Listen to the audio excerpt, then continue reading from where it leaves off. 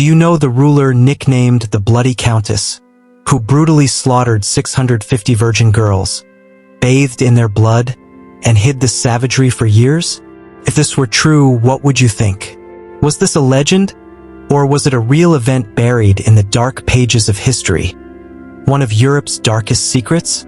What I'm about to tell you will horrify you. Forget every horror movie you've ever watched, because what I'm about to share will make those films look like children's fairy tales.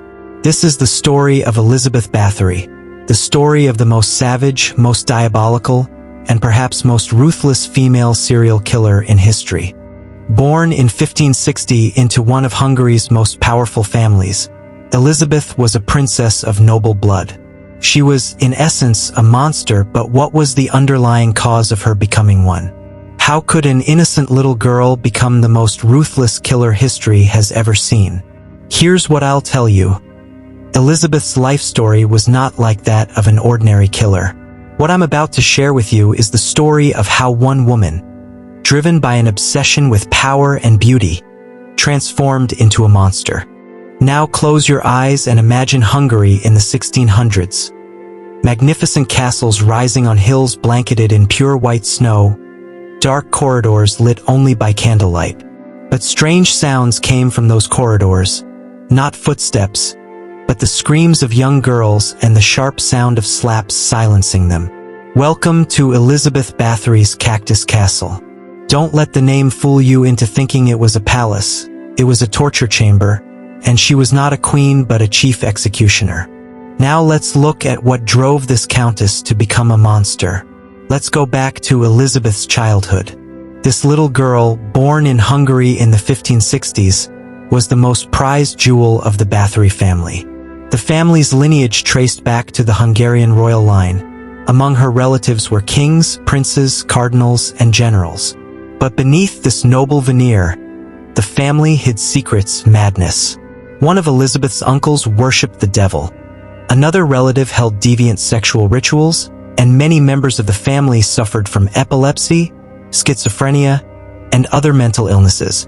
Little Elizabeth began having epileptic seizures as young as 5 years old, and during these episodes she would fly into violent rages, striking servants, smashing everything around her, behaving as though a demon lived inside her.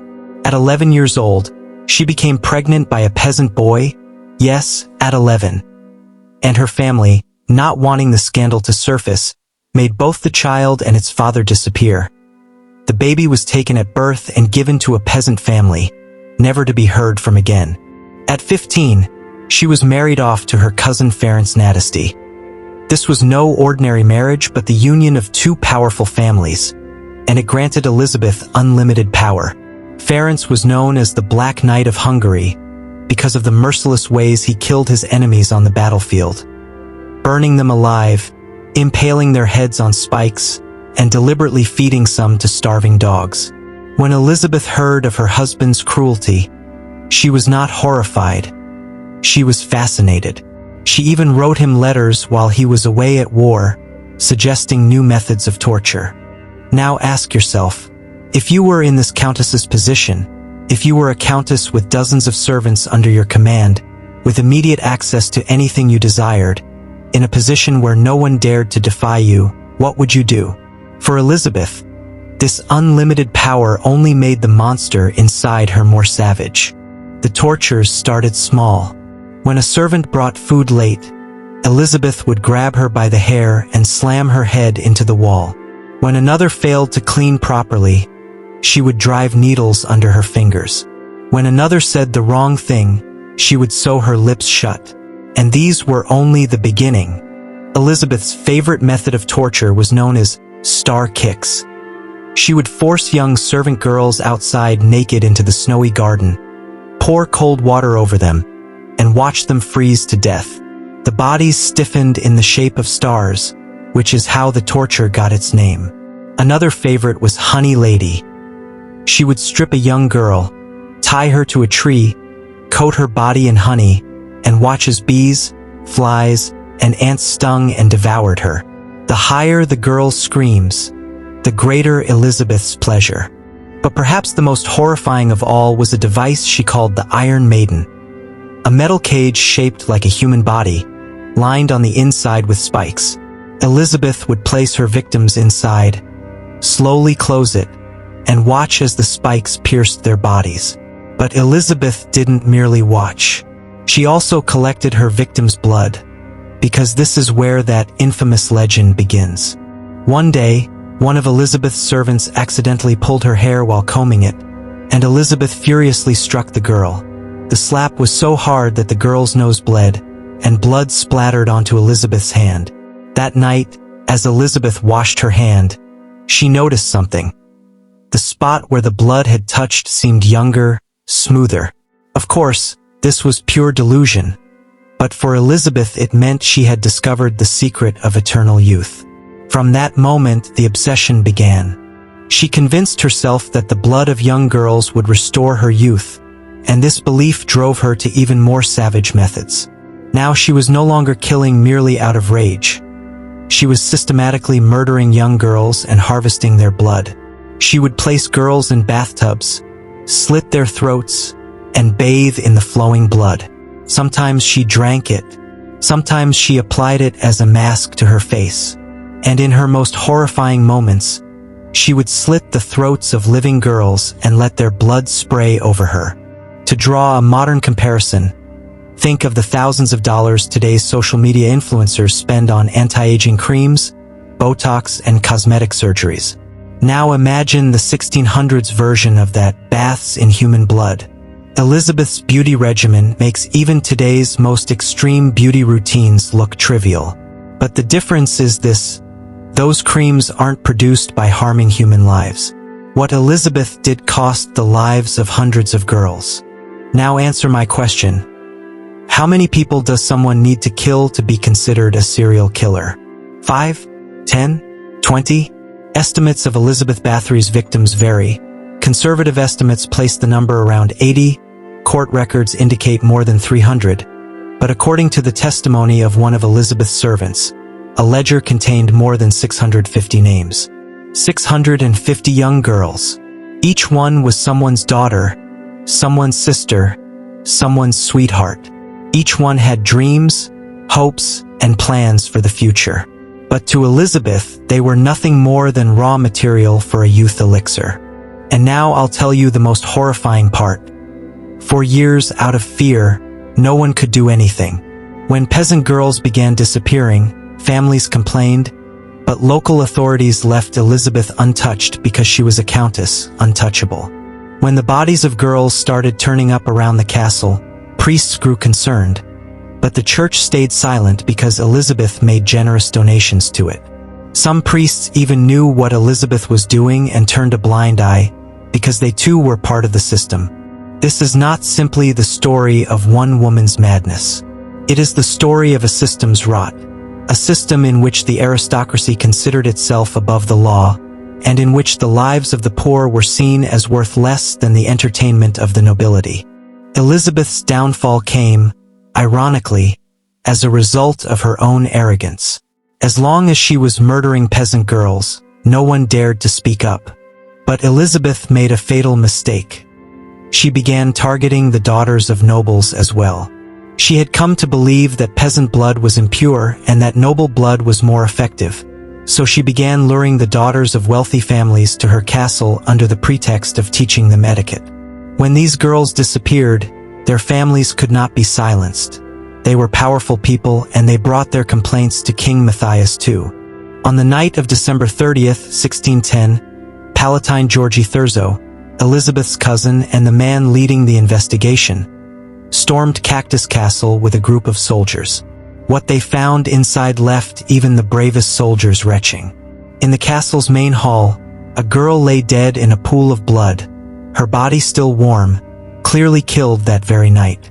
In the dungeons, they found several girls chained up and weakened by starvation, some with bodies so ravaged by torture that it was difficult to tell they were human. Dozens of corpses were found in wells, in the gardens, and beneath the castle walls. Some freshly killed, some decomposed, some reduced to nothing but bones. According to Thurzo's reports, more than 50 corpses were found in that single night's raid. and hundreds more were uncovered in subsequent excavations. Elizabeth's accomplices, Dorothea Sentes, known as Dorka, Ilona Jo, Janos Ujeri, and Catalin Banica, were immediately captured and confessed under torture. Their testimonies were so horrifying that the court records were kept secret for years. Dorka testified, "The Countess ordered us to bring young girls. At first we treated them well, then we took them to the cellars. There they were stripped naked and put in chains. The Countess sometimes beat them for hours, sometimes burned them with fire, sometimes cut them with knives. Blood covered everything, and the Countess laughed in the blood. Some girls suffered so much that they lost the ability to speak and could only moan. The Countess enjoyed this." Ilona Jo provided even more horrifying details. On one occasion, the Countess bit off a girl's finger and swallowed it. On another, she tore apart a girl's chest with tongs. The girl's flesh was torn away. Some starved to death. The Countess even tried eating some of them like a cannibal, but did not like the taste. At the 1611 trial, Elizabeth's accomplices were found guilty and executed in the most gruesome manner. Dorka and Ilona had their fingers torn off one by one, because those were the hands that seized the girls, and were then burned alive. Janos and Catalin suffered somewhat less, but they too were executed. But what happened to Elizabeth? Here, the system showed its true face once again. Elizabeth was a countess of noble blood, and therefore could not be executed, as that would be an insult to the royal family. Instead, she received a punishment that was arguably worse: burial alive. A room was chosen within Čachtice Castle, and all its windows and doors were bricked up, leaving only a small hole through which food could be passed. Elizabeth was sealed inside that room and never emerged again, never spoke to another person, never saw light. Now put yourself in Elizabeth's place. You were once one of the most powerful women in Hungary, hundreds of lives were in your hands, you could do anything you wished, but now you are in a dark room, the walls pressing in on you from all sides, and outside, life goes on, but for you, time has stopped. Elizabeth lived in that room for 4 full years, 4 years in the dark, in silence, in the deepest form of solitude. Some accounts say she screamed and beat the walls. Others say she fell completely silent and became like a ghost. On August 21, 1614, a guard noticed that Elizabeth had not responded when he brought her morning meal. Looking through the hole, he found her lying on the floor, motionless. She was 54 years old, and she had spent the last 4 years of her life living through the hell she herself had created. But the story doesn't end there, because even after Elizabeth's death, her name became a curse. Her family, out of shame, forbade her name to be spoken. All her portraits were destroyed. Even the location of her grave was kept secret, out of fear that the public would find it and burn the body. Now we come to the central question. Did Elizabeth Báthory really bathe in the blood of young girls? Or is this simply a legend? Historians are divided on the matter. Some argue it is entirely fabricated, that Elizabeth's political rivals spread these stories to destroy her reputation. Elizabeth was, after all, an extremely powerful woman. After her husband's death, she was the sole owner of an enormous estate, and she had even extended loans to King Matthias II. There is a theory that the king had her destroyed to escape his debt and seize her properties. On the other hand, the court records are extraordinarily detailed. Over 300 witness testimonies, dozens of corpses, and countless pieces of evidence. These are too concrete to have been fabricated. Modern psychologists have assigned Elizabeth diagnoses of antisocial personality disorder, sadism, and likely psychopathy. Some argue that her epileptic seizures intensified her violent tendencies, suggesting a kind of illness. But can an illness account for the deaths of 650 girls? A psychopath may be born, but a monster is made, and what made Elizabeth was not genetics alone, but her environment, her system, the unlimited power she was given, and the impunity she enjoyed. Had she been born into a different family, in a different position, she might have remained nothing more than a difficult woman. But history cast her in a different role, and she played it in the most terrifying way imaginable. When we look at the modern world, we can see the reflections of Elizabeth Báthory's story everywhere. The beauty industry earns trillions of dollars every year, sending women the message that they must do everything in their power to look young. Botox, fillers, lasers, surgery, and more. Of course, these are legal and harm no one, but the underlying obsession is the same. The fear of aging, the desire to remain young, the belief that beauty is more important than anything else. In Elizabeth's time, blood baths. Today, anti-aging creams. The tools change, but the fear remains the same. Another parallel is the relationship between power and impunity. Even today, we see wealthy and powerful people escaping punishment for their crimes, shielded by the system. Consider the Jeffrey Epstein case. He abused young girls and trafficked humans for years, but his wealth and connections protected him. Harvey Weinstein, Larry Nassar, all of them committed crimes for years under the protection of the system. Elizabeth Báthory lived in the 1600s, but if she were alive today, what would happen? Perhaps she would again be protected for a time, because the system still operates in similar ways. Money and power can still obstruct justice. Another striking aspect of Elizabeth's story is the identity of her victims. All young, poor, and defenseless girls. Society already deemed them worthless, which is why no one cared when they disappeared. A similar dynamic exists today. In many parts of the world, young girls and women disappear and are killed with no news coverage because they are considered unimportant. In England, the United States, and Canada, the rates at which Indigenous women go missing are at alarming levels, yet these cases rarely make the news. But when a white, wealthy, attractive woman disappears, the media talks about it for months. Elizabeth's victims were the same. As long as they were peasant girls, no one cared. It was only when noble girls began to vanish that the system took action. This reveals the bitter truth that the value of a human life is determined by social class. A truth that, unfortunately, remains valid today. So what did Elizabeth's life teach us? First, possessing unlimited power can bring out the monster in some people. As Lord Acton said, "Power corrupts. Absolute power corrupts absolutely." Because no one had the courage to say no to Elizabeth, and because she faced no consequences for her actions, the monster within her grew. Second, an obsession with beauty can be dangerous. Living in a culture where physical appearance is considered more important than anything else can push people toward extreme and harmful behaviors. Third, systems and structures matter. Elizabeth's crimes were not merely the product of one woman's madness, but the product of a system that protected her and made them possible. Fourth, staying silent in the face of cruelty is tantamount to complicity. For years, people knew what Elizabeth was doing but stayed quiet, and because of that, hundreds more girls died. Elizabeth Báthory's life illustrates how power can turn a person into a monster, how much evil exists within human nature. If we had lived her life, would we have done what she did? How should power and privilege be used? How should we as a society protect the vulnerable? Elizabeth was likely a person with certain psychological problems from birth, but what turned her into a true monster was her environment, her system, the unlimited power she was given, and the impunity she enjoyed. Had she been born into a different family, in a different position, she might have remained merely a difficult woman. But history assigned her a different role, and she played it in the most terrifying way possible.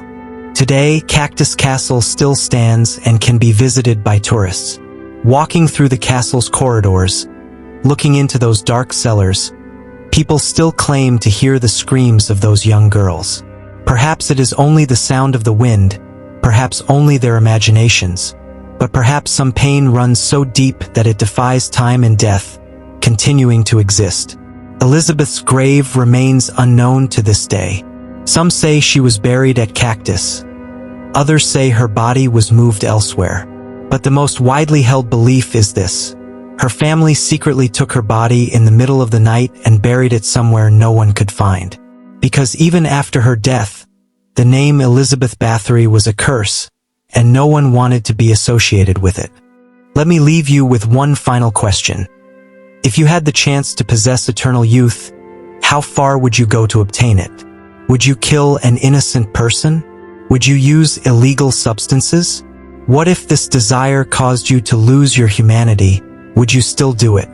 For Elizabeth Báthory, the answer was clear, and that answer made her one of the most terrifying serial killers in history. Her story is not merely a horrifying tale from the past. It is also a mirror held up to our present, reflecting unsettling truths about our obsession with beauty, our power dynamics, our justice system, and human nature itself. Perhaps the true horror of Elizabeth Báthory lies not in how different she was, but in how familiar she feels in certain ways. She was a monster, yes, but the society and system that created her were the ancestors of our own society and system. And perhaps the most terrifying question of all is this: how many Elizabeths are among us today, simply not yet caught? If this piece captured your interest, don't forget to share your thoughts in the comments. Did Elizabeth Báthory truly commit these atrocities? Or is this a conspiracy theory? What other dark stories are hidden in history? And most importantly, what should we as a society learn from this story? Remember, the most important lesson history teaches us is this: those who forget the mistakes of the past are condemned to repeat them.